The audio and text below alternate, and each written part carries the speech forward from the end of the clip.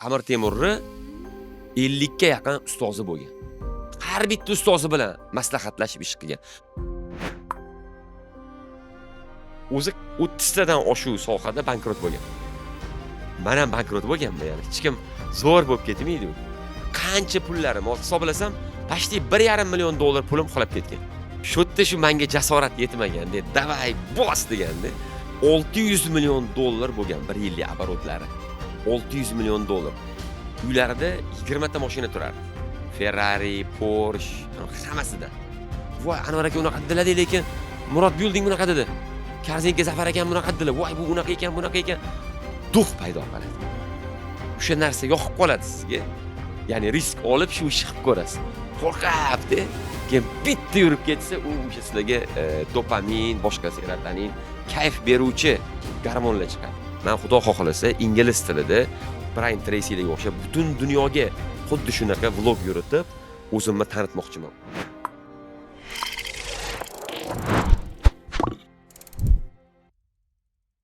Hurmatli o'quvchilar, hammaga assalomu alaykum. Bugungi bizning mehmonimiz Anvar Abduqoyim. Kelinglar, yana bir bor qarsinglar bilan kutib olamiz. Assalomu alaykum Anvar aka. Keling, men sizga bugun tushuntirib beraman, qanaqa bizning intervyuimiz o'tadi. Birinchi bo'lib bu bizning уже Anvar Abduqoyim, ya'ni как tadbirkor, biznesmen haqida savollar bo'ladi. Undan keyin уже Anvar Abduqoyim как oddiy odam nima bilan Anvar aka yashaydi. Birinchi savolim, o'zingiz haqida bizga iltimos qisqa ma'lumot bering. Men Anvar Abduqoyim Toybola xalqaro o'yinchoq kompaniyasini egasiman. Hozir umuman bu biznesni boshqaruvga aralashmayman. U уже 1300 ta xodimimiz bor. 4 ta zavodimiz bor va Yevropaga, Rossiyaga, qo'shni davlatlarga, Kavkazga eksportimizni yo'lga qo'yganmiz. Bundan tashqari yana 10 dan ortiq startaplar va qo'shimcha bizneslarim bor. 4 ta farzand otasiman, o'g'il 4 ta o'g'lim bor. Xo'p, xalqaro biznesmen va eng asosiysi 4 yildan beri o'sha shaxsiy brend qilib, ijtimoiy tarmoqlarda aktivman va 5000 ta biznesmen va prosta biznesmen bo'lmagan shogirdlarim bor. Shu biznesni o'rganadi, ya'ni mentorman va 4 yildan beri shu 5000 ta odamga yillar davomida mentorlik qilib keldim. Rahmat kattakon, keling o'sha Toybola haqida gaplashamiz. Iltimos bizga Toybolani tarixini aytib bering. Qanaqa qilib shu sizga ilhom kelgan? Ya'ni qanaqa shu ideyaga yetib kelgansiz? Yoki kimdir maslahatimi yoki o'zingiz tajribangizdan kelib turib O'zbekistonga o'yinchoq kerakmi bo'lgan? Shuni aytib bersangiz bizga. Zo'r. Bizda o'sha 2008-yili krizis bo'lgan dunyoda bilsanglar, ya'ni bank krizisi deyiladi. Hozir qaysi bankligi esimdan chiqib qoldi. Shundan keyin paket biznesimiz, paket sexim bor edi. Shu O'zbekistonda bir top 5 taliga kiradigan. Keyin u biznesda raqobat kuchayib ketdi. Foyda kamayib ketdi. Men yangi sohalar qidirdim. Xo'stovar chiqarmoqchi bo'ldim, mebel chiqarmoqchi bo'ldim. Ham o'tirganingizdagi kreslo Tayvandan olib kelib yig'moqchi va sotmoqchi bo'ldim. Ya'ni eng sifatli kreslolar. Hozir afsuslanaman shu ish qilmaganimga. Chunki bu ishda ham juda katta foyda bor edi. Keyin har xil ishlarga qiziqib yurdim. O'yinchoqqa ham qiziqdim. Sababi o'sha Xitoy o'yinchog'ini olib bersam, tez sinib ketardi, o'g'lim qo'lini kesib olardi. Yoki ba'zilarini bilmasdim, men upakovkaning ichida. Uyga olib kelib sal upakovkasini ochsam, korobkani sassiq hidi kelardi, allergiya qilib qo'yadigan darajada. Shu O'zbekistonga o'yinchoqchilar eng arzon o'yinchoqni olib keladi. Katta foyda qilish uchun. Qimmat magazinlarga shu paytda hali yo'q edi ham, bo'lsa ham bitta Shirin Toymi degani bo'lardi. Yoki u ham yo'q edi. Parkenskiyda bitta magazin bo'lardi, juda qimmat sotardi. O'tga kirsangiz eng arzon o'yinchog'i $50, $100 edi. Menga alam qilardi, oddiy bitta bir marta o'ynab o'g'lim otaveradigan o'yinchoqga $100 berish. Shundan keyin alam qo'yurgan va shuni izlanganman. U ham o'yinchoq ham plasmas-ku. Buni chiqara olarmikinman deb izlanib yurganman, lekin jasoratim yetmagan shuni boshlashga. Pul bor, ideya ham bor, lekin jasoratim yetmagan, chunki mutaxassis yo'q edi. Birorta o'yinchoq sex yo'q edi O'zbekistonda. Shunda izlanib yurdim, 2008-yil o'sha iminda shu edi. Keyin 2009-yilda Xitoyga borganimda endi buni aytib berganman. O'sha yerda aksi bo'lib qolgan, vizam tugab qolgan bo'lgan. Xitoy meni kirgizmagan. Qayergadir ketishim kerak yoki deport qiladi, qamoqqa tiqib, 15 kundan keyin mahbus qilib O'zbekistonga jo'natadi. Vizangiz yo'q-ku, ichkari kirish mumkin emas. Mahbus bo'lib kirar ekansiz. Keyin shu yerda tranzit bilan Rossiyaga uchganman. Ana o'sha voqea menga jasorat bergan. Nimaga? Rossiyada borganimda supermarketga kirsam, endi 3 kun yurganman-da Moskvada. Birinchi marta borishim edi o'shanda. 2008-yil. Yursam o'sha yerda nima sotyapti? O'yinchoqlar sotyapti. Men endi o'g'limga o'yinchoq olaman, qaytib ketolman Toshkentga baribir deb yurdimda. Qarasam shu o'yinchoqlar, qarasam Rossiya deb yozib qo'ygan. Произведено в России. Keyin произведено Belarus. Произведено Ukraina turibdi. Narx qimmat. Xitoy o'yinchog'i tam $1 bo'lsa, Rossiyaniki $2, $3.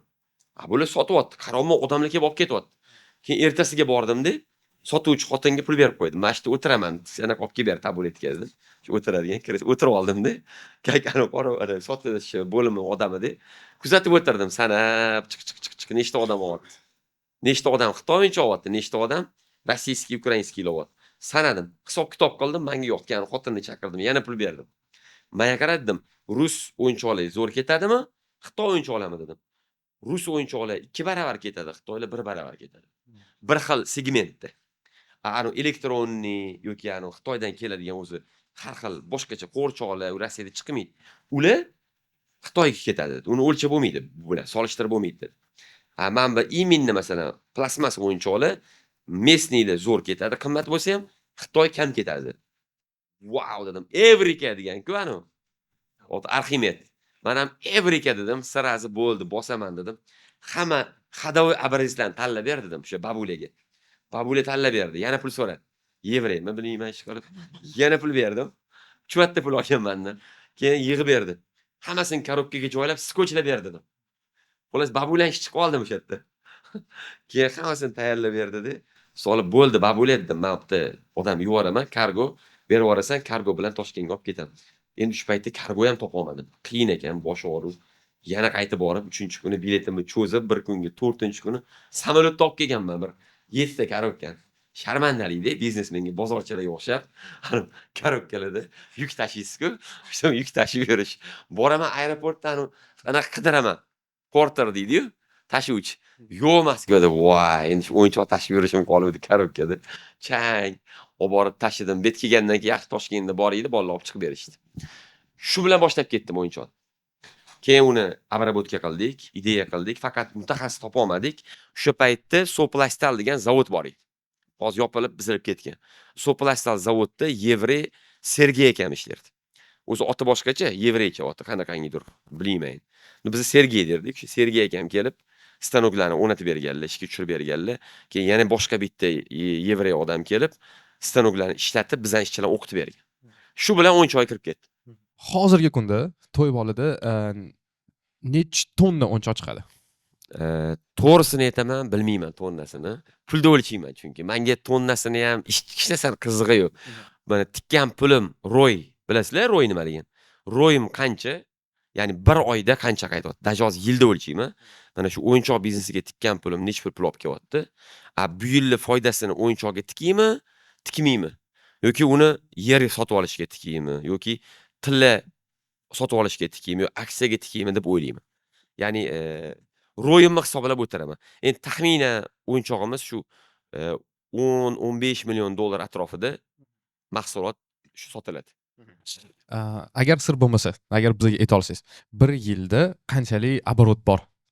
Ya'ni 15 millionga sotiladi, xo'p, lekin uni sof foydasi bor, lekin boshqa istochnik dohodi ham bor. Ya'ni aynan sizni bir yilda topadigan pulingiz.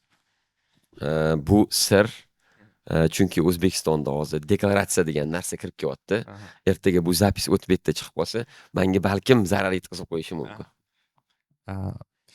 Unda agar mana biz xonada o'tirganimizni eslasangiz, siz aytdingiz, siz o'quv markaz ochmoqchi bo'lgansiz o'sha 2016-2017-yilda. O'shani haqida bizga aytib bering iltimos. Bo'ldi. Kakras mana bir 3-4 kun oldin shuni videosini yozdik-da, YouTube'ga chiqadi. U yerda faqat shu afsuslanganlarimni aytib berganman. Shundan bittasini batafsil sizlarga aytib beraman. Ana videoni ketidan buni chiqsa, ikkalasi ham zo'r prosmotr bo'ladi. Men mana hayotimda meni afsuslantiradigan 15-20 ta voqea bo'lgan. Bu nima voqealar? Zo'r biznes ideyani birinchilardan bo'lib, 52-chi, 3-chi bo'lib qilmaganman-da, shu ideya kelgan. Lekin qilmaganman. Mana 2016-yilda bilasizlar, O'zbekistonda yangi O'zbekiston bo'ldi. Ya'ni Shavkat Mirziyoyev prezidentimiz prezidentlikka nomzod qo'ydilar. o'zgardi sistem. Shu paytda mana prezident bo'lganlaridan keyin men Turkiyadan bir og'aynim 15 ta mana shunaqa til o'rgatadigan markazi bor edi. Til kursi. O'sha filiallari bilan birga zo'r yo'lga qo'yib qo'ygan edi. Shu turk og'aynimga taklif qildi menga. Yur dedi, sizlarda mana ochildi endi. Endi dedi, Instaga kirish pul bilan, pora bilan bo'lmaydi. Endi bolalar o'qib, yaxshi nima qilib kiradi dedi. Keyin chet elga ketishi, ingliz tilini o'rganish ko'p xohlaydi dedi. Shuni ochaylik dedi. Men senga dedi $1 million tiksang, shuni dedi yo'lga qo'yib beraman sherik bo'lib dedi. Shu paytda 20% mi, nechidir 10% mi pul so'radi do'li. Pul tikmayman, sen tikasan dedi. Men keyin xo'p dedim, yaxshi ideya. O'zim ham ingliz tili o'qituvchisi bo'lganman. Institutda o'qiyotganimda 1-chi, 2-chi, 3-chi, 4-chi kursimda repeterlik qilgan. Shu boy odamlarning uyiga borib, endi men boy emas edim, o'rtahol oilaning farzandi edim. Borib o'g'liga ingliz tili o'rgatardim, matematika o'rgatardim. Shu paytda til kursi ochish ideyasi keldi. Hisob kitob qilib ko'rsak, juda tez o'sadigan, katta foyda qoladigan biznes ekan. Menga yoqdi, chizib berdi haligi turk. Davay qilamiz dedim, bo'ldim, keldik. Hozir bularga aytib Mashina lokatsiyani ham ko'rib ketganmiz. Chunki narxozga yaqin, mustaqillik o'rtada. Keyin Alisher Navoiy metrosining yonida ham arxitektorning men o'qigan zdaniya bor. Uni ham bitta mana bu tarafida blokini gaplashib ko'rganmiz. Keyin Hamid Olimjonda, Maksim Gorkiyda, Chilonzorda, Hamzada, Beruniyda mana shu bir 8 ta tochkani, 10 ta tochkani aylanganmizda. Bittada shuni hammasini gaplashib, bitta remont qilib ishga tushiramiz deb reja qilganmiz. Shu yerda shu menga jasorat yetmaganda, davay bos deganda, shuni qilmaganman. Mana mashina qilgan bolalarga Muzaffar edi, malades. Men o'zi bilan ham ko'rishganimda aytdim, ukam, malades, mana jasorating yetib, shartta bosib qording, nomerading bo'lib ketding deb. Chunki mana ideya keldimi? Hozir mana shunga sharoit bormi? Hisob kitob qilish kerak. Biznes model tanlash kerak. Keyin uni marketing strategiyasini ko'rib chiqish kerak. Keyin fin modelini ko'rib chiqish kerak. Shu oqlab, ro'ylari tez o'zini oqlaydigan va shu bozor rivojlanayotgan bozor bo'lsa, shartta pul tikib bosish kerak. Mana shu yerda kimdir sizni turtib olish kerak. Mana o'sha paytda meni kimdir turtmaganda, Anvar qil shu ishni deb bitta odam agar qildi borsa qo'yardim. Lekin haligi turk og'aynimga ham boshida ishondim-ku, keyin u qarasam, sal o'yin qilishni boshladi. Mana mebellarni ham deydi, Turkiyadan olib kelamiz deydi. O'zbekistonda tiqilyapti mebelchi.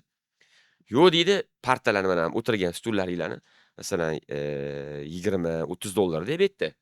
U $50 Turkiyadan olib kelamiz deydi. Nima kerak bor dedim. Hali bu biznes yuradimi yo'qmi?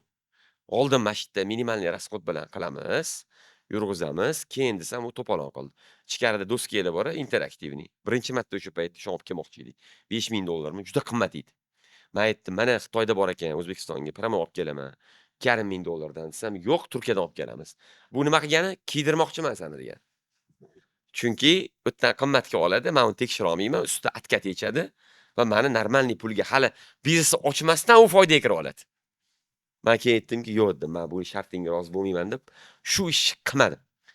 Keyin bitta odam aynitgan, tanishimiz bor edi, dars berardi institutda, o'g'aynim. Keyin u aytdiki, prorektormidi, dekanmidi? Anvar, qilma bu ishni dedi. Chunki bu hech qachon odamlar rozi bo'lmaydi dedi. Zo'r dars o'tsang ham rozi bo'lmaydi.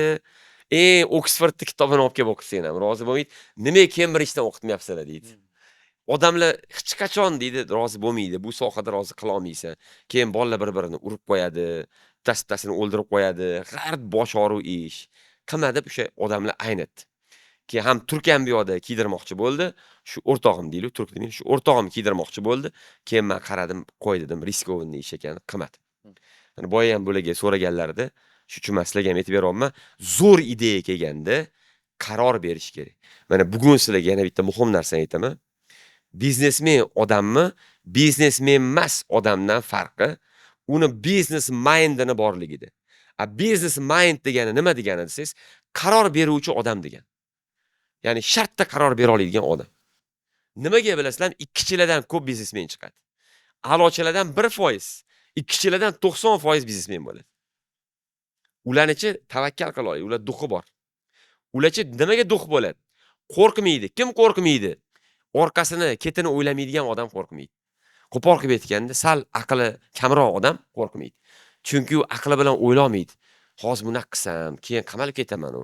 Hozir mana qilsam, molim olib qo'yishadi-yu. Hozir mana bunaqa qilsam, bozorda raqobat to'la ekan-ku, bankrot bo'laman u. Hozir kredit olsam, keyin to'la olmayman deb o'ylaydi. Tavakkalchi odam o'ylab o'tirmaydi, ikkichi odam. Nima bo'lsa bo'ldi deydi. Bosadi, kredit oladi, bankrot. Hech narsa qilmaydi deydi. Ikkinchisi qarz oladi qarindoshlaridan, bankrot. Hech narsa qilmaydi deydi. Bezbet u o'ylamaydi. Qarzini so'rasa ham, olasan-da deydi. Bo'ldi deydi. Kut deydi, bo'ldi. Olasan bir kun deydi. Ya'ni sekin-sekin tajriba bilan, lekin u aqlli bo'lib ketadi. U tajriba orttiradi, soft skill orttiradi-da. Shu soft skill'i 3-popitkadan, 4-popitkadan keyin unga foyda olib keladi. Mana o'ylamanglar, hamma biznesmenlarni birdan boy zo'r bo'lib ketgan.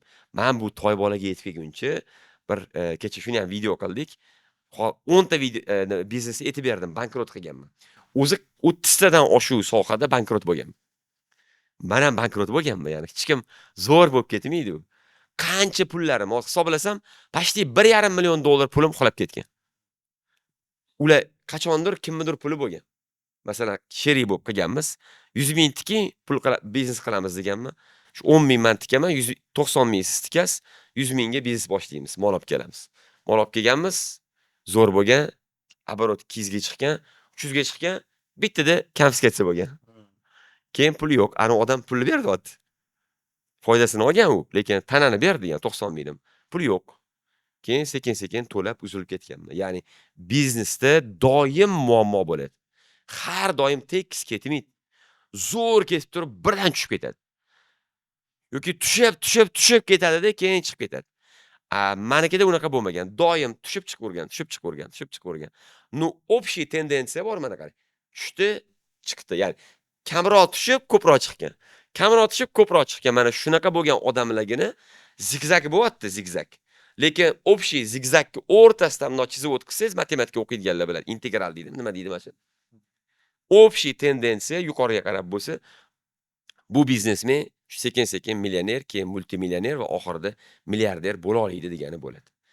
Uje tajribangiz kuchayib ketgandan keyin odam ajratishni boshlaysiz. Tajribangiz kuchayib ketgandan keyin любой biznes ideyani sразу modelga o'girasiz. Instrumentlar ishlatsa bo'ladimi yo'qmi ko'rasiz. Film modelni ko'rib chiqasiz, marketing strategiyani ko'rasiz. Uje kelgan u yog'iga tavakkal, endi Allohga deb bosasiz. No, mana bu yosh tadbirkorlar bo'lsa, ular xato qilsa, ularning xatoyi jaha katta pulga tushmaydi. Lekin siz уже mana millioner bo'lib turib, shuncha biznes bo'lib turib xato qilsangiz, u xato sizga qimmatga tushadi. Nima deb o'ylaysiz shu haqida siz? Shuni to'ppa-to'g'ri aytyapsiz. Menga qimmatga tushadi, lekin men millionli yangi proyektlar qilmayman. Chunki millionli yangi proyekt o'sha juda katta zarar olib keladi. Meni hayotimda bitta shunaqa inson bo'lgan, mendan 5 yosh katta. U kishini qo'llarida men ozgina vaqt ishlaganman yoshligimda. Shu odam yaqinda bankrot bo'lib, nolga o'tirib qoldi. Shu o'zbekistonlik odam. Undan tashqari turk odam ham mana. Meni ustozim bor. Hozir 65 gami chiqdilar. Shu odam bir vaqtlar 600 million dollar bo'lgan bir yillik oborotlari. 600 million dollar. Uylarida 20 ta mashina turardi. Ferrari, Porsche, hammasidan. Men Ferrari'ni haydab ketardilar. Men ham orada borsam, men bitta yashardim, o'tga borganimda Turkiyada gastitsada qolmadi deb, uylarining eng tepa etaji bo'ladi. Nima derdi buni? Yo'q, chardak emas. Yo'q, endi villadachi. Xullas, eng tepa etajida tommimda uy qilingan. Shu o'g'li qolardi bitta xonada, bitta nima shu chardak xonasi, bittasida men qolardim. O'sha yerda qolganimda ham ko'p ular bilan yurib o'rganganman-da. Biznesmen odam qanaqa fikrlashini o'rganib olsangiz, o'sha bo'ldi, sizning hayotingiz o'sha o'zgaradi. Siz ham biznesni o'ylashni boshlaysiz. Shu odam meni hayotimni o'zgartirgan. Men o'sha odamdan keyin biznesga qarashim o'zgarib, tez ko'p pul topishni boshlaganman. Любой qadamimda shu odamga o'xshab qarardimda, ko'rardim xatolarni. Va o'sha mana mashinani Ferrari'ni haydatib ko'rganida hayotim o'zgargan. Nimaga? Ferrari juda qimmat mashina, bilasizlar. 500 ming dollar edi ular. Ukasi bilan birga olgan, galma-gal haydashga. U 500 mingni mabodo urib olsam, o'sha yerda xudo asrasin, tamom bo'ldingiz-ku, 500 ming qul bo'lib ishlaysiz keyin unga. To'g'ri, men o'sha payt 2000 dollar oylik olardim. 500 ming to'lash uchun 25 oy bo'ladi. Yemay ichmay 25 oy emas. 250 oy ishlashim kerak. 22 yil. Ya'ni umrim o'tib ketardi-da. Qo'rqganman-da, yo'q hayda degan. Keyin o'sha tog'liroq odam mashina yo'q joyda haydab ko'rganman. Sal bossangiz, hali bosmasangiz ham o'sha 200 ga chiqib qoladi. Tez yurib ketadi-yu, yurak mana shu teshiladi-da, yurak teshilib qoladi. Keyin bundoq barmoq tiqsangiz, u yoqdan teshib chiqayotganga o'xshab tuyuladi. Ana o'sha narsa meni miyamni ochib yuborgan. Sizlarga ham tavsiyam, mana shu ekstremal narsalarni qilib ko'ringlar. Faqat ana nima deydi, tomdan sakramanglar. O'zinglarni samolyotdan otmanglar, ha. Ya'ni masalan, mashina pravela yo'qda, haydash bilmasdan mashinani 100-250 da haydamanglar. Ya'ni ekstremal sport deganini hozir tosh tog'larda tiqilib yotibdi, chang uchib ko'ringlar bitta. To'g'ri, opasniy, lekin o'rganib uchinglar. Yoki bo'lmasam, xatya sizlarga mana bitta narsa aytaman. Men parklarda boru, bilasizlarmi? Tepaga chiqib turib tashlab yuboradigani bor. Ko'pchilik ucha olmaydi shunda, bilasizlarmi? Ko'nglim ayniydi deydi, boshqa deydi. Shu ovqat yemasdan, ko'ngli aynamaslik uchun chiqib uchish kerak. Nimaga?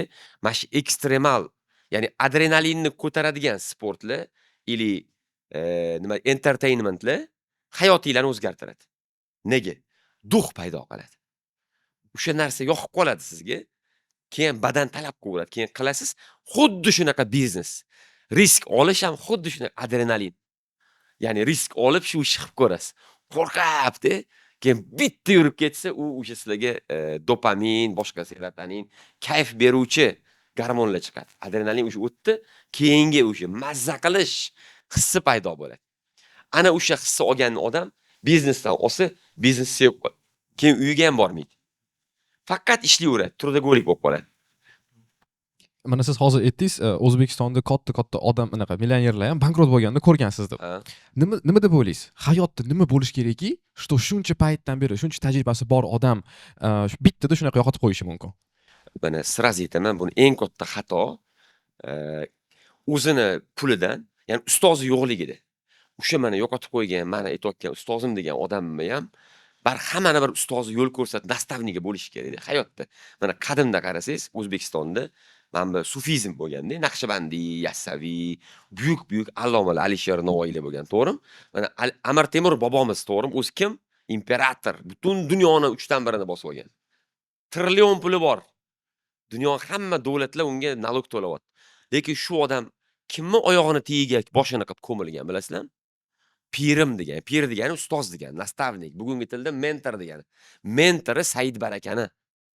O'sha mentorlardan so'rab ish qilgan shu odam. Amir Temurni 50 ga yaqin ustozi bo'lgan. Har bitta ustozi bilan maslahatlashib ish qilgan. Muqaddima degan kitob chiqdi. Kim o'qidi shuni? Moda bo'ldi hozir. Abror Muxtor Ali maqtadilar. Hamma reklama qilyapti. Muhammad Ali. Mana o'sha Muqaddima degan kitobni yozgan odam Ispaniyalik odam, olim.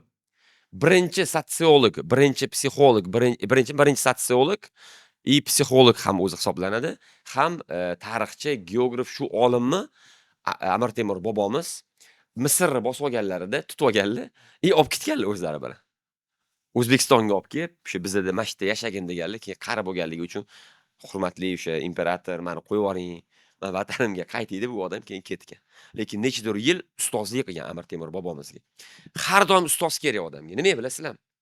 O'shacha odam 15 yoshidan keyin ota-onasini mensimaydi. Ota-onasini gapini bir tinga olmaydi. Bu normal holat. Balog'at yoshiga yetganda odam kallasi sal ishlamay qoladi. Boshqacha ishlab qoladi va yaqinlarini mensimaydi, adam-ku deydi. Gapirarlar deydi. Nuqul urisharlar meni deydi. Oyimmi deydilar, nuqul jig'i-big'i qilib yurarlar, bijir-bijir qilarlar. Mayli deydi, endi onam yaxshi ko'raman. Gapiradi deydi, mensimaydi. Keyin o'qituvchilarini ham mensimaydi. Lekin hayotida bitta yangi odam kelib qoladi-da. Masalan, men institutda shunaqa bo'lgan, maktabimda o'sha odam yoqtirib qoladi, o'sha odam gapi sizga ta'sir qiladi. Sizlarga tavsiyam, o'zingizlarga ta'sir qiladigan, sizlar yaxshi ko'radigan bitta odamni ustoz qilib, miyanglarda bo'lsa ham qabul qilib olinglar. Agar iloji bo'lsa, borib o'sha offline tarzda shogird bo'laylik, hatto onlayn tarzda. Va u odam sizlarga nastavnik bo'lib tursin. Nima degani? Sizni kimdir urishtirish kerak-da. Любой odamni podsoznaniyasi gipotalamus degan, mana ikkita miyani o'rtasida miyachasi bor. Dinozavr miya deyiladi, hayvon miya. O'sha miya boshqaradi. Agar u kimdir uni yo'naltirmas. Mana 80% beradigan qarorlaringiz emotsional qarorlar bo'ladi.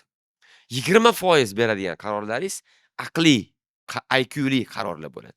Va o'sha 80% qarorlarni nega beraman deb so'rasangiz, o'zingiz bilmagan holda berib qo'yasiz. Kimmi ustozi bo'lsa, ustozi o'sha qarorni berishingizga to'sadi.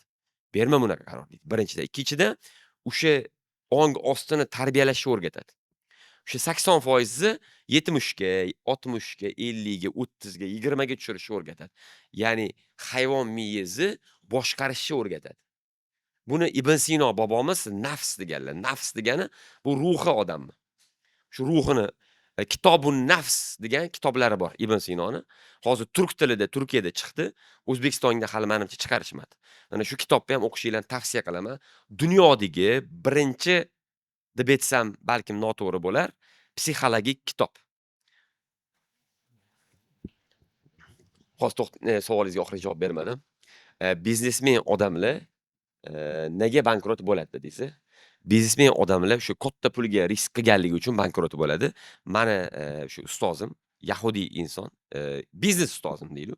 Ya'ni biznesni yahudiydan ham, nemisdan ham, xitoydan ham o'rganish kerak. Любой kasbni eng zo'r ustasidan o'rganinglar. Mana shaxsiy brend qilishni men rus ayoldan o'rgandim.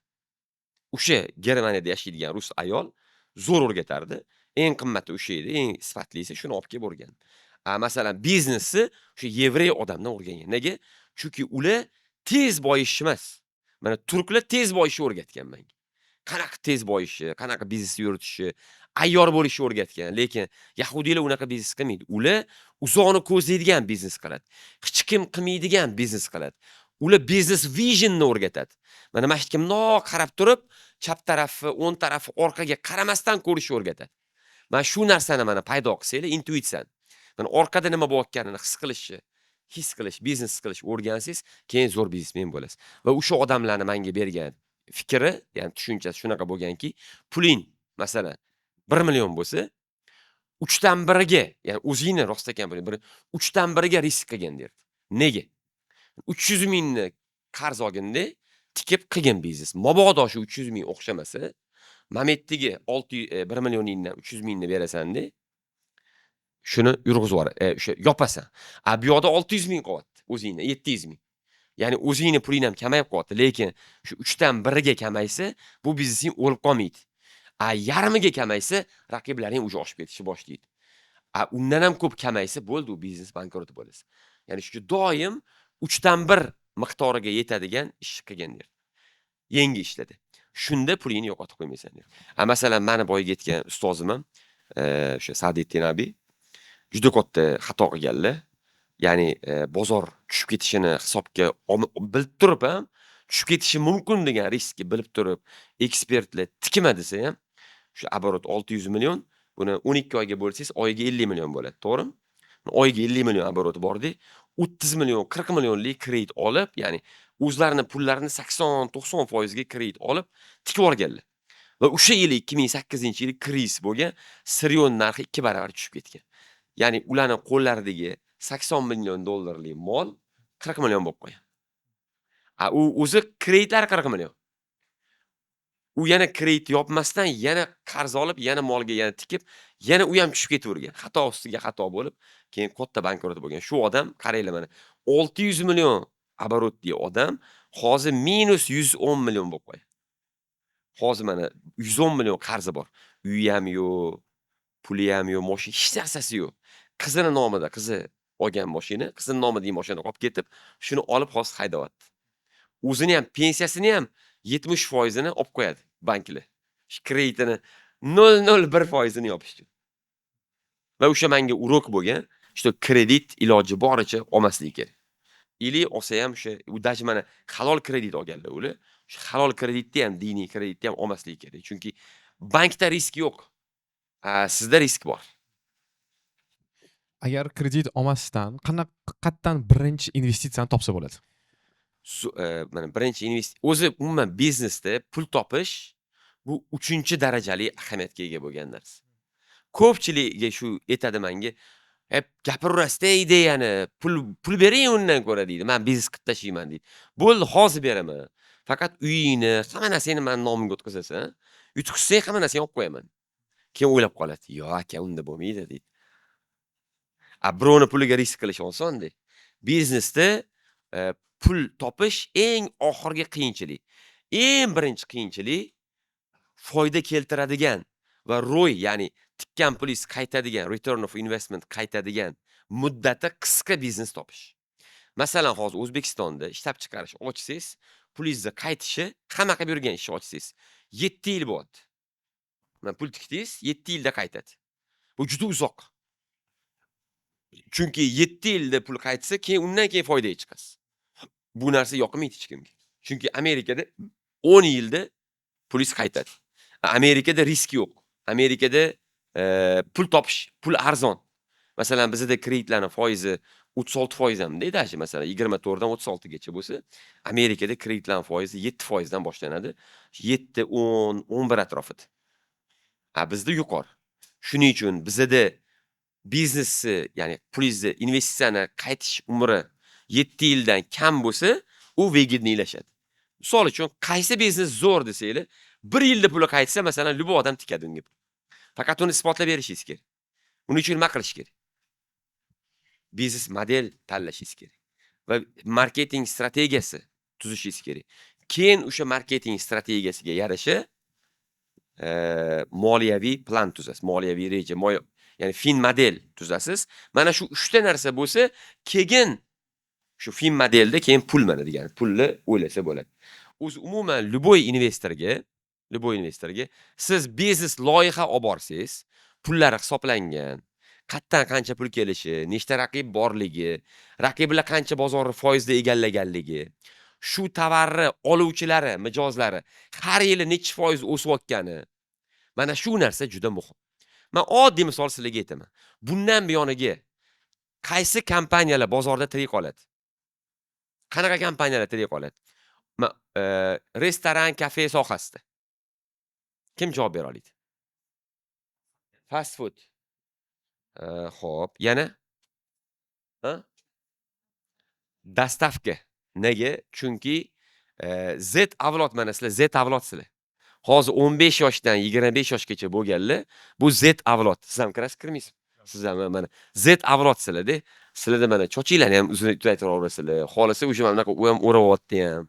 Farqi yo'q. Qizlar ham chochini pushtiga ham, violet degan svet bor-ku, fioletoviymi, o'shanga ham bo'yab olganlar ham bor. Uje sizlar Z avlod, boshqacha fikrlaydigan avlod. Kim mana shu Z avlodga o'zini mahsuloti yoki xizmatini sota olsa, o'sha biznesmen bozorga egallaydi. Ya'ni ahamiyati yo'q, fast foodmi, restoranmi, kafemi, farqi yo'q, dastavkami, korzinkami. Kim Z avlodga mahsulot sota olsa, o'sha kuchayadi. Lekin 10 yildan keyin yoki 20 yildan keyin endi alfa avlodga 2001-yildan keyingi tug'ilgan avlodga, 2021, 2020 dan keyingi tug'ilgan avlodga 20 yildan keyin, 10 yildan keyin mahsulot sota olsangiz, shunda bozor egallaysiz. Nega? Chunki qariyalar kamayib boraveradi, yangi tug'ilgan bolalar ko'payib boraveradi. Kim yutadi? Ko'payayotgan mijozlar bor bo'lgan bozorga kirganlar yutadi. Ya'ni doim ko'payayotgan joyga kira bilish kerak. Keyin mana yana bitta narsa, ko'pchilik ishchi topa olmayman deyapti-da. Yoshlardan so'rasangiz, ish topa olmayman deydi. Nega? Chunki sizlar Z fikrlaysizlar, Zcha o'ylaysizlar. Ish beruvchilar bizani paytdagi egrichi, bizdan ham yosh kattalar Xcha o'ylaydi. Ular vasha Xlar masalan men ham tushuna olmayman. Boshqa dunyo ular. Ular ish berayotganda aytadi, dangasa, ishlamaydi, kech keladi deydi. Masalan, men hozir Turkiyada media kompaniya ochdim. Sun'iy intellektdan mahsulotlar, o'sha reklamli roliklar, kliplar chiqaradigan firma ochdim Turkiyada. Nega Turkiyada ochdim? O'zbekistonda qaradim, O'zbekistondan Turkiyada qilganim arzonga tushdi. O'zbekistondagi o'sha IT yoki videografer yoki dizaynerlar $1000 oylik olib, misol uchun kuniga 2 ta rasm qilib beryapti yoki video qilib berayotgan bo'lsa, Turkiyadagi meni ishchim 5 ta 10 ta video qilib beryapti. Men unga to'layotgan bo'lsam $1200, $1300 to'layapman. Себестоимость arzonga tushyapti. Bitta videoni tayyorlab berish. Ya'ni har doim mana shu tan narxi ham hisobga olish kerak. Nima demoqchiman sizlarga? Turkiyada ish vaqti mana o'tda ham ochdimda, bitta qizni qo'yib qo'ydim, ayolni. Hozir haydab bordim u ayol. Qo'yib qo'ysam ishchi almashtiraveradi, topib bera olmaydi ishchilar. Hamma norozi bo'laveradi ishchilar. Keyin ishchilar bilan o'zim o'tirdim, har ayolga 2 kun senga dam dedim, bordim, dam olib keldim. Keyin o'zim ishchilar bilan gaplashib o'tirsam, hammasi endi shu Z avlodda. Nima o'zi dardinglar desam, kech kelganimizga ishtiraf qilyapti. Kech kelsa ishdan haydab yuboryapti. Keyin komandniy ruhda ishlashga ruxsat bermayapti dedi. Natijani o'lchamayapti. ish vaqtiga qarab ishlashni o'lchyapti. Eskicha rejimda. Shu vaqtda kelish kerak 8:30da, 5:30da ketish kerak. Rovni 1da obed qilish kerak, 1dan 1:30gacha. Ya'ni qoida bo'yicha yashash kerak. Gestapo. Gitlermi san dedim keyin ayolga. Urishdim bo'lmadi. Keyin haydab yubordim ayol. O'zim keyin boshqarish boshladim. Hozir onlayn mashqdan o'tirib boshqaryapman. Sababi hali endi xodim yetishtirib qo'ymadim. Nimaga mana u yerda zo'r boshqaryapman? Komandam xursand. Uyda ham ishlashadi. Mana ish tugagandan keyin ham qolib ishlashadi. Bolalar bilan kelishib oldim. Men sizlarga ham shu yoqadimi yo'qmi? Sizlar bilan apros qilamiz. Mana masalan, ish vaqtini sizlarga chegaralasam, chegarlayman. Masalan, aytaman 10 gacha kelish shart deyman. Xohlasang 7 da kel. Xohlasang 8 da kel, xohlasang 9, lekin 10 dan kech kelish mumkin emas. Endi uyatda endi 10 dan kech kelsa, to'g'rimi? Uxlab qolsa ham endi 10 gacha uxlamas endi. To'g'rimi? Endi qoidaga ham ozgina qoida bo'lishi kerak. O'zi bespredel bo'lib ketadi. Aytdim 10 dan kech kelish yo'q dedim. Ish vaqtini masalan 8:30 dan 5:30gacha edi bizda. Aytdim shuni, xuddi shuni 10 da kelsang, necha 1,5 soat kech ketasan, 7 da ketasan. Rozimisan dedim? Rozimiz dedi. Patron dedi, patron deydi-da, xo'jayin degan. Patron dedi, bizda dedi, mabodo dedi, kecham qolib ishlasaydi, natija ko'proq video qilib bersa, ko'proq o'sha IT programma qilib bersa, applar qilib bersa, bizga ko'proq pul berasizmi, premiya berasizmi dedi. Конечно beraman dedim. San dedim menga hozir masalan deylik, san mana ismingiz nima sizning? Ha? Mana Sarvinoz dedim. San menga oyiga $10,000 mahsulot qilib bersang, men o'shandan deylik $7,000 foyda ko'raman. Shundan senga $700 oylik beryapman, 10% gacha. Endi sen shunaqa ishlagin-ki dedim. Men shu yerdan 10,000 emasda 20,000 foyda ko'ray. Men senga 700 emas, 1,400 beraman. Hammaga KPI'larni qo'yib chiqqanimdan keyin hozir ular shunaqa ishlashyapti, o'sha zakaz olib kelishyapti ko'chadan. Nega? Chunki zakaz olib kelganga targetga pul beraman-ku. To'g'rimi? Nech pul bitta klient menga narxi? $110. Men chaqirdim. Menga qaralar endi. $110 ekan. Isming nima edi? Elbek dedim. Mana mana Elbekni menga klient, menga tushib kelishi, bitta klientni reklama rasxodi $110. Bolalarga o'tkazdim. Sarvinoz dedim, menga mana shu o'zing tanishingni olib kelsang, senga yarim pulini $55 sana beraman. Menga mijoz olib kel. O'zi ular yurib, ya'ni ishdan tashqari mijoz ham olib kelishyapti, kallani ishlatishyapti, hamma ishlayapti, faqat men ishlamayapman. Va meni kompaniyam boyayapti. Va o'shalar hammasi rozi. Keyin 10 da boru, mabodo 5 minut kech qoladigan bo'lsa, men birortasi so'ramayman. Yozishadi o'sha yerdan Turkiyadan. Patron yo'l tiqilib qoldi, Erdo'g'an o'tib-o'tdi, yo'llar to'silib qoldi, trafik kechiring. 5 daqiqa bir marta kech qolman, bir marta iltimos deydi 5 daqiqa. Chunki o'zi 10 da kelganiga ham ruxsat bergan, xursand. Sababi keyin o'shalar bilan mana yaqinda keldim o'zi, bir hafta bo'ldi. O'tirib majlis qildik-da. Qani 1 yil tugadi mana, 1 yil ishlatdim sizlarni. Yil xulosasi qilaylik desam, ideyalar yog'dirib tashlashyapti. Keyin o'sha kelishib oldik. Patron dedi, bizga dedi ishdan keyin qolishga ruxsat bermayapti menmi bino. Biz ham boshqa binoga ko'chirib bering deyapti. Bino bilan keyin chaqirib gaplashsam, yo'q deydi, men 7 dan keyin senga endi ishchi qo'yib qorovul qo'yamanmi deydi. Bo'lsa arendani ham deydi, to'laysan, $1000 ga oshirib qo'yaman deydi. Ishchining oyligini so'rayapti. Keyin yo'q bo'ldi, boshqa binoga ko'chamiz deb, o'zimiz alohida individualniy bino olib, hozir ko'chiryapman. Nega? Ishchilarim uchun. Ya'ni Z avlodni sizlarni bizda tengilardan ham zo'rroq ishlatsa bo'ladi. Va sizlar ko'proq kreativsizlar. Sizlarda kuch juda katta potensial. Nimaga? Sizlar hozir necha yoshdasizlar? Sizlar o'rtacha 20 yoshmi? Yo'q. 15, 18. Sizlar necha yoshingizdan qo'lingizga aqlli telefon teggan? Yaqindan tegdimi? Ne ota-onanglar sal qattiq qo'lroqmi? Nega bir o'zi mana aqlli telefon chiqqaniga bir 10 yildan oshdi. 2011-yilda deydi, 15 yil bo'libdi. Sizlar tug'ilganingizda o'sha bor edi-ku bu. Ishlatmasmi deydi?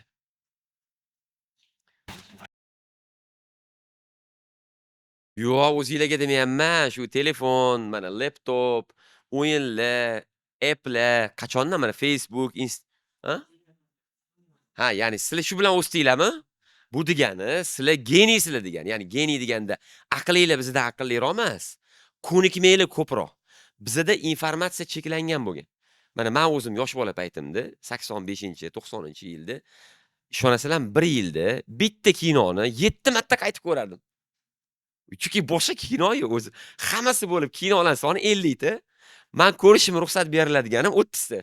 20 tasiga ruxsat yo'q. Oyim o'chirib qo'yardilar kattalar kinosida. Mundoq bir-biri bilan yaqin turib gaplashgani uchun qiz bola bilan o'g'il bola shu taqiqlanardi bizaga. Ya'ni nima demoqchiman sizlarga, biza o'sgan bayt bilan biza shu faqat kitob o'qirdim men. Adamning uyida 650 ta kitoblari bor edi. Hammasini o'qib chiqqanman erinmasdan. Ruscha, o'zbekcha hammasini. Har kuni faqat kitob o'qirdim. Televizorda birinchi yangi narsa bormi deb yoqardim. Unaqa televizorlar bo'lardi. Tirt qilib o'tkazardik, oq qorali. Shundoq qarardim, yaxshi kino bo'lsa ko'rardim, 1 soat bo'lmasa keyin o'chirardim, ish balo yo'q ekan deb. Yana kitob ochib o'qirdim. Ensiklopediyalar o'qib chiqardim, hamma ensiklopediyalarni. Qidirardim, dunyoni, Amerikaga qiziqardim. Shu yosh bola bir 10 yosh paytimda, 7-8 yoshimda men Amerikaga ketaman-da, shu Amerikaga ketaman, shu yerda ishlayman, boy bo'laman, menga kerak emas bunaqa hayot deb norozi bo'lardim hayotimdan. Chunki adam biznesmen bo'lmaganlar-da. Qancha ishlasalar ham yig'gan pullari ana uy olishga yetmasdi. Qancha ishlasalar ham puli qadrsizlanib ketaverib, uyga pulimiz yetmasdi.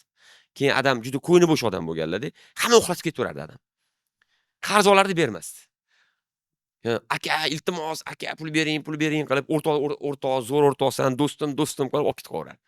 Tog'alari kelardi, pul olib ketaverardi, xolalari kelardi, amma, amaki ish qilib, hammasi uxlatib ketaverardi pulni. Keyin qaytarib bermasdi. Rosa alam qilardi.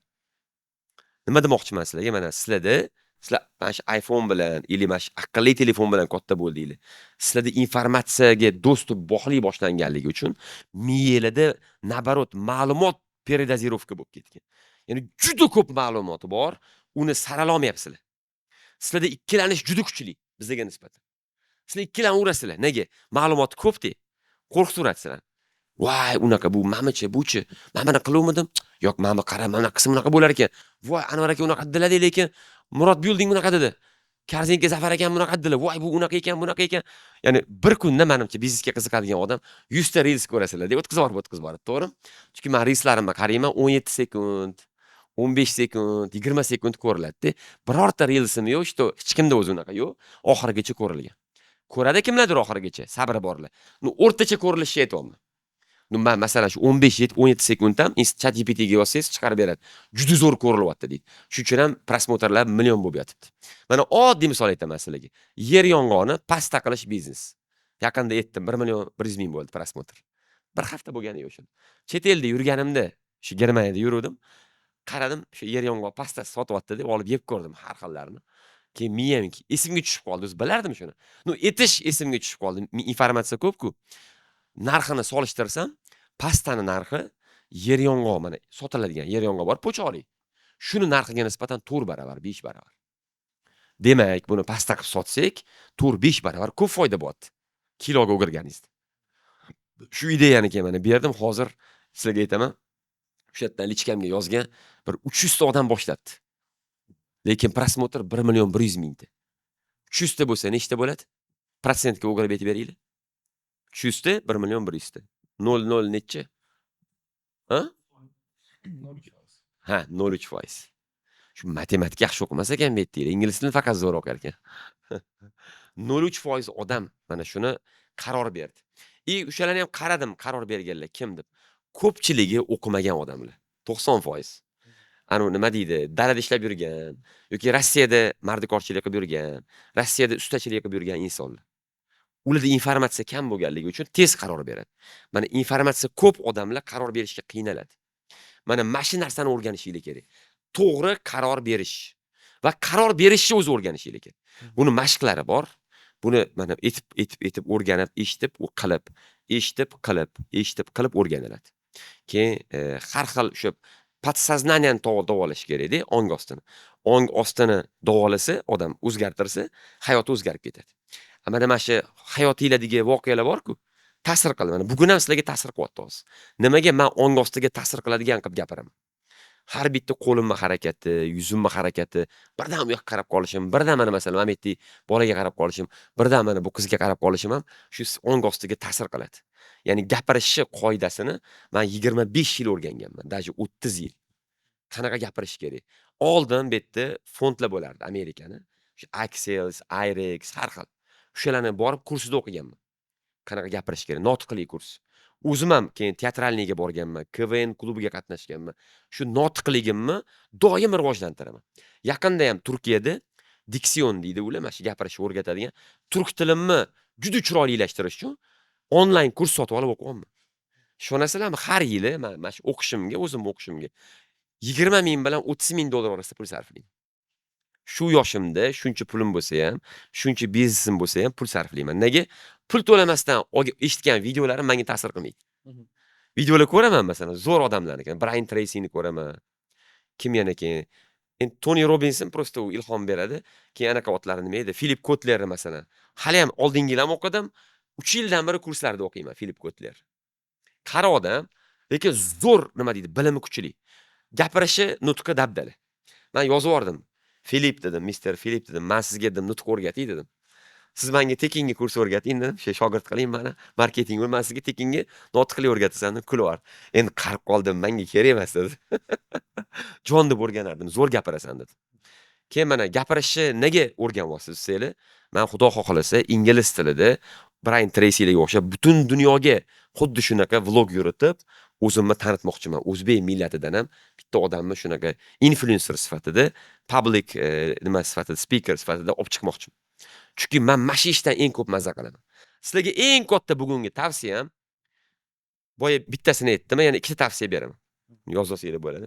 Birinchisi, 1 minutinglar, ili minutga hali sizlarga bor, 1 soatinglar nech pul? Shuni o'lchaylar. Hozir tijoyga ishga kirsanglar, 1 soatinglarga nech pul oylik ola olasizlar? Yozinglar shuni va shuni ko'paytirib borishni o'ylaylar. Maqsad qo'yinglar, har yili 2x qilaman. Mana bu yil 1 soatinglar $1 bo'lsa, masalan deyapman. Keyingi yildan shuni $2 ga, keyingi yil $4 ga, keyingi yil $8 ga chiqaringlar. Nega buni aytyapman?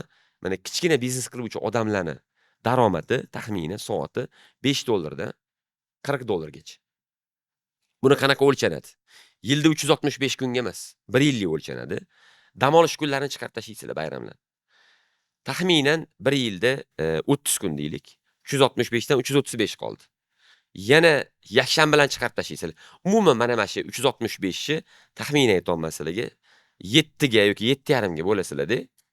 Ana o'sha kunni keyin necha soat o'zi ishlaysizlar hozir? 10 soatmi, 8 soatmi men bilmayman. Shu soatga ko'paytirasiz. Rovna soatingiz chiqadi 1 yillik.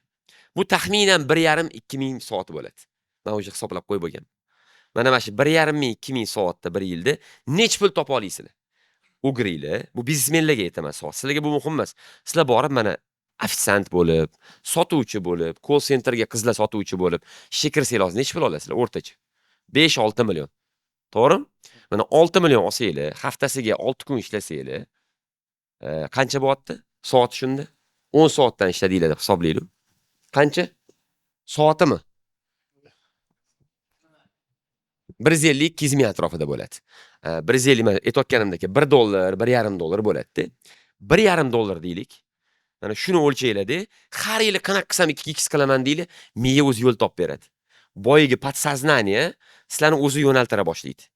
U aqllilashadi endi. Hayvoniylikdan aqllilikka o'tadi. Sizni yo'naltiradi. "O, menga qara, tur o'rningdan" deydi. "Ha" deydi, 10 gacha yotyapsan, boymisan deydi. "Tur" deydi, $1,5 ga ishlab yuribsan deydi. Miya o'zingizga aytadi. $3 topishimiz kerak soatiga deydi. Ketdik deydi, ishga boramiz deydi. Tar vaqtli deydi. O'zingizni miyangiz yomon tush ko'rdirib sizni uyg'otadi. Miya sizni o'sha harakat qildirishga undaydi.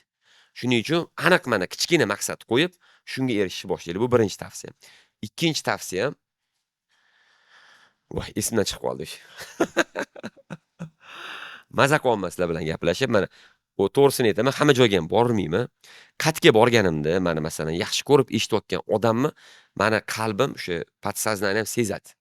Mana men maza qilib eshitayotgan, sezgandan keyin men yana borgim, yana gapirgim keladi. Shunaqa eshitmasa, auditoriya bormayman. Bitta moliya institutiga boraman doim. U yerda ham shunaqa men fanatlarim yig'ilgan. Yerlarga ham o'tirib olishadi, borib to'ldirib. Birinchi savolim bu, siz nima bilan yashaysiz hayotingizda? Siz uchun nima muhim hayotingizda? Men uchun hayotimda eng qimmat boylik bu vaqt. Hozir faqat vaqtimni o'lchayman. Hozir 1 minutimni narxga baholaganman. Shuni 1 yil ili 2 yil ichida 1 sekundimni shu narxga tushirmoqchiman. Tushira oldimmi? Ya'ni 1 minutimni, sekundimni pulga o'gira, ya'ni 1 sekundim $1 ga aylantirmoqchiman. Mana keyingi maqsadim shu. Shuni nimaga bu desiz, shu qancha qimmatlashtirsangiz vaqtingizni keraksiz ishlarga sarflamaysiz. Mana menga hozir bu odam oldimga kelib men bilan gaplashmoqchi bo'lsa, men sразу aytaman. Nega mani vaqtim deyman, masalan, 1 soatim $2000 turadi. Agar shuni to'lashga duxing yetsa, gaplash. Sen menga kerak emassan yoki aytaman. Bo'ldi 5 daqiqa senga vaqt. Menga foydali gap gapir deyman. Menga foyda beradigan ideya ber, men eshitamasan. Kimni o'ylab qoladi, "Yo'q, unaqa gapim yo'q" deydi. Bo'lmasa deydi, "Yo'q, menga qaysidir vaqtlarimni hisobga ajratganman. Masalan, shogirdlik loyihamda men bilan gaplashishing mumkin. 1 oyda bir marta anaqa qilaman, chat qilaman, live chat. Har haftada Telegram chatda gaplashamiz. Xohlasang shu yerga o'tib ol shogirdlik loyihamga deyman. Ko'chada men sen gaplashishga vaqtim yo'q, chunki har bir sekundim chegaralangan. Bugun ham hozir soat 12:10 bo'pti. 1da chiqib ketishim kerak. Chunki 1:15 da keyingi uchrashuvim. Masofasini o'sha kuni, o'sha soatda taxminan eng kecha bilan nechida yetib borishimgacha hisoblashtirib qo'yganman. ChatGPTga. Mana butun vaqtimni rejalaydigan programma bor hozir. U sekretarim bor, endi uni ham kuchayib ketdi, bilimi oshib ketdi. Endi u SMM menejerim bo'lyapti. Endi sekretarim ham uxladi. Hozir mana o'sha yordamchi. Undan oldin bitta student qizni o'zi kelib, Anvar aka yoningizda shogird bo'lib ham o'sha sekretariy assistentingiz bo'laydi dedi. Qabul qildim. 1 yilcha ishladi, ancha narsa o'rgandi. Keyin o'qishlari qolib ketgandan keyin majburan u ketdi. Hozir endi onlayn sekretar sotmoqchiman. Onlayn deganim o'sha sun'iy intellekt sekretar. Eng zo'r programmani olib, shu bilan gaplashib, ishimni mana aytib qo'yaman audio qilib. Uchrashuvlar, bir haftalik uchrashuvlarni yozib aytib qo'yaman. U belgilaydi, vaqtlarini ham hisoblab qo'yadi. Mamatga mana internationalga yetib borishing uchun uyingdan, ipeychilikdan san 11 damida boya yozib yubordi. 11:36 da eng kecha bilan chiqib ketishing kerak dedi. 11:31 da 5 minut qolganda alarm chalishni boshladi. Anvar, ketdik, International House'ga kech qolyapmiz. Anvar, ketdik, 3 marta qaytaradi. Ya'ni hayotim qimmatlashgan sari hayotingiz hamma bilan gaplashavermaysiz. Sizlarga mana oddiy narsani aytaman. Soatingiz necha $1.5 chiqdimi? Soatingiz $1.5 hozir, to'g'rimi? Ha? $5 ekanmi? $15 ekanmi? Soatda 150 $15 ekan. Ha, zo'r ekan unda. Yaxshi ekan. Ya men boy noto'g'ri aytdim, uzr. Biznesmenlarniki 1 minut edi. Demak $15 dan oshuv bo'lsa, sizlar kam ishlab ko'p pul topar ekansizlar-da. Tomani Z avlod juda aqlli deb. Chunki mana bozorchilar, mana bozorchi shogirdlarim bor meni, hisobladik vaqtini. Bitta bozorchi odam aytibdi, $4 topayotgan ekan. Nega bilasizmi? 7 kun ishlaydi, 360 kun ishlaydi, dami yo'q umuman. 14 soat ishlaydi. Keyin o'lcha dedim. O'lchovda o'sha $4 chiqdi, $4.8. Shu stoytmi dedim. Undan ko'ra dedim, mana shu bozor do'konlaring sot, molingni sotdi.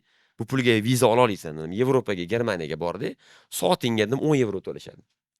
$12 pashti, to'g'rimi? Nima qilasan bu yerda 3 barobar ko'p pul topasan? To'g'ri aytyapsiz deydi. Bu yerda 18 soat ishlayapsan dedim. U yerda dedim ishlasang dedim 8 soat ishlaysan. Maksimum uni ham yarim soat ovqatlanish ketadi. Sug'urta qilib beradi, doktoringga pul to'lab beradi. Mazza-ku. Sizlar vaqtinglarni o'lchash yo'lga qo'ying. Keyingi savolim. Anvar aka, siz qanaqa qilib dam olasiz? Xo'p, men bitta ishni to'xtatib, ikkinchi ish qilib dam olaman. Ya'ni iminda dam olishga vaqt ajratmayman. Lekin masalan, har yilda, har 3 oyda kamida 3 kun, bo'lmasa 5 kun yoki 7 kun yolg'iz qolaman. Hozir mana shu yaqin 1 yildan beri meni ustozim bor. Avstraliyalik inson. Shu odam meni har oyda bir marta ular bilan uchrashaman. Mentorlik qiladilar, menga o'rgatyaptilar. Shu meni ham shu milliardga chiqish degan orzuyim olib tashlagan edim. Qiyin, ili bo'lmaydi, ili uni qilish uchun harom ishlar qilish kerak deb o'ylardim. Ya'ni harom bizneslarga kirish kerak. Odamlar halol yo'l bilan top bo'lmaydi deb o'ylardim. Keyin ustoz bilan shu gaplashib, bir 6 oy, 1 yil yurgandan keyin fikrga keldi, shu halol yo'ldan ham bemalol milliarder bo'lsa bo'lar ekan va kam vaqt ajratib ham o'sha Zuckerberg yoki Elon Musk bo'lsa bo'lar ekan. Va ular o'zlari ham milliarder pashti odamlar yo'l yo'ruv ko'rsatyaptilar. Hozir miyamni o'sha odam tavsiya berdi. Shu 3 oyda bir marta kamida 3 kun, ili 5 kun, ili 7 kun dam oldi, yolg'iz qoldi. Men tog'ga chiqib ketaman, o'sha Avstriyaga boraman, yaxshi ko'ragan. O'zimga yoqadigan joyda toqqa chiqib ketib, bitta o'zim yolg'iz shu yerda choy ichib, endi kofe ichish menga mumkin emas. Sokli ichib, shu yerda yuraman tog'da. Bitta o'zim. Aylanib yuraman. Tog'larning tepasiga chiqib o'tiraman, past tomosha qilaman. Sizlarga yana bitta zo'r narsa o'rgataman. Boyagi ekstremal dedim-ku. Qirlarni, tog'larning eng tepasiga chiqinglar-da. Eng tepasi qiyin-ku bilasizlar chiqish. patikalardan chiqasizlar qani. Tor yo'llardan. O'sha yerda o'tiringlar, pastga qarab. Tepadan burgut qarash qilish, mana bilsanglar, bo'ri, sher, yo'lbars, burgut, kalxat, qirg'iy, vahshiy hayvonlar qirlarda, tog'larda, tepada yashaydi, to'g'rimi? Birorta pastda yashaydigan hayvon bor? Vahshiy hayvonlarda, ovchilarda. Yo'q. Biznesmen bu ovchi degan. Ovchi bo'lmoqchi bo'lsanglar, tog'larga chiqib turish kerak, tepalarga chiqib turish kerak. Tepadan pastga qaraganda boyagi podsoznaniya ta'sirlanadi, miya o'zgaradi, fikrlashingiz o'zgaradi. Uje odamlarni tepadan hayotni ko'rganingizdan keyin boshqarish, liderlik hislari paydo bo'ladi. Shuning uchun ham sherlar bolasini kichkinaligidan o'sha bundoq tepa joyga olib chiqib, shetdan yotadi, o'sha yerda yotadi o'g'il bolasini. Shetdan kuzatishni o'rgatadi. Butun territoriyasini yoshligidan ko'radi. Burgutlar ham mana hech qachon qo'rqmaydi. Burgutni sherga ham hujum qiladi bolasiga. Vahshiy ovchi, jang qiladi. Biznes ham bu jang. Jang san'ati bu. Eng katta biznesmenlar mana qarasanglar, mana shu Sovet ittifoqidan chiqqan odamlardan hammasi voyenniylar. Chunki ular ofitser bo'lgan odamlar, polkovnik, mayor, ular jangga zo'r o'rgangan, odam boshqarishi, jang qilishi, strategiya, taktikalarni. O'shani bilganligi uchun marketing shuni o'qiganda, voy, bu qurol bilan emas, mana bunaqa yo'l bilan bozorni egallash bilan bo'lar ekan. Bu tankalar bilan emas, bu pul bilan, bu xomashoni, tochkalarni, lokatsiyalarni tanlash bilan bo'lar ekan deb kuchayib ketgan. Katta biznesmenlarning deyarli hammasi o'sha pagoni yuqori bo'lgan insonlar. Rossiyada, Ukrainada, Belarus, Qozog'da, bizada. Keyingi savol bu, ba'zida aldash mumkinmi? Aldash umuman mumkin emas. Mana men o'zim shaxsiyan prinsipim bor. Yolg'on gapirgan ishchimni bir marta ham kechirmayman. Yolg'on gapirganini bilib qoldimmi, sirazi yuziga chiroyli gapiraman deb bo'ldi deyman. Zo'r deyman, mayli deyman, keyin sirazi aytaman HRga yoki direktor, gen direktorga haydab yuborman deyman. Oyligini расчет qildik, haydab yubor deyman, sirasi. Aldash mumkin emas. Endi diniy qadriyatlardan kelib chiqib aytadigan bo'lsak, o'zbek xalqida ikki xil holatda aldash mumkin. Bittasi ikkita odamni yarashtirib qo'yish uchun, bittasi shu xotin nima deydi? Eri xotiniga, xotini eriga sen chiroylisan, sen zo'rsan, sen yagonasan, sen dunyoda bittasan deb aldash mumkin deb aytilgan deyshadi. Endi yana aniq bilmayman. Shu holatlardan boshqa holatda aldash mumkin emas. Chunki yolg'on insonni imijini, uni narxini nolga olib tushib qo'yadi. Va oxirgi savol, siz tavsiya beradigan top 3 ta kitob yoki film? Bo'ldi, zo'r. Atomic Habits nechta odam o'qigan? Qo'l ko'taringlar. Ko'p odam o'qimabdi. Birinchi kitob, hammaga aytaman, 3 marta o'qish kerak shu kitob. 3 marta. Atomic Habits kitobini 3 marta o'qish kerak. Birdaniga emas. Bu yil o'qiysiz, keyingi yil o'qiysiz, keyingi yil o'qiysiz. Shu o'qigan saringiz shu mayda odatlarni qo'yib ketaverishingiz kerak. Mayda odatlar odamni millioner qiladi. Mayda odatlarni milliarder qilmaydi, lekin millioner qiladi. Ya'ni mayda odatlar sizga millioner bo'lish yo'lini ochadi. Bu birinchisi. Ikkinchi kitob, endi buni nega aytayapman? Mana shu payg'ambarimizning hayotlari sollallohu alayhi vasallamni zo'r qilib yozilgan turk olimi yozgan kitob bor, o'zbek tiliga o'girilgan, diniy idora tasdiqlagan kitob. Shu 6 ta tom. Shuni o'qinglar. Nega? Payg'ambarimiz savdogar bo'lgan va u odam strategi bo'lgan. U odam muomalada, nutqda, san'atkor bo'lgan, juda zo'r notiq bo'lgan. Shuni hayotini o'rgansanglar, ko'p narsa o'rganasizlar. Nega? Shu aldamaslik, keyin masalan va'dasida turishlik, keyin omonatga xiyonat qilmaslik. Bular biznesmenning kачестволari-da. Shuni qilmagan biznesmenlar 100 ming, 200 ming topadi, keyin bankrot bo'ladi. 200-300 ming topadi, yomon yo'lga kirib ketadi. Tungi klublarga boradi, qimor o'ynaydi, hozir mana ko'payib ketyapti. Spirtnoylar ichadi, aynib ketadi. Yoki shuni o'qimagan odamlar har xil diniy guruhga ham kirib ketadi. O'zi dinni to'g'ri o'rganib olish kerak. Din o'zi nimaligini. Chet ellik oqimlarga kirib ketish kerak emas. Juda zo'r kitob. Keyingisi kino deydigan bo'lsanglar, zo'r kinoni aytaman, faqat bunda mashinniklikni o'rganmanglar. Kesh degan kino, Kesh fransuzlar ishlagan atir zavodi haqida. Bitta xodim shu atir zavodida o'sha zavoddagi xatoni zo'r ideya beradi. Ideyani xo'jayin qabul qilmaydi. Keyin u o'sha ideyadan kamchilikligini topib oladi-da ishxonada. Kuzatilmayotgan voqea borligini, protsentni 1%. O'sha 1% uxlatishga o'rgab qo'yadi. zavodni uxlatib ketib, millioner bo'lib, 2-3 yildan keyin o'sha zavodni sotib oladi. Rosa prikol kino, mana shuni ko'ringlar. Manda bu oxirgi savol edi. Anvar aka sizga rahmat kattakon. Biz umiddamiz sizlarga hammalarga qiziqarli bo'ldi. Kelinglar qarshilik chalib qo'yamiz.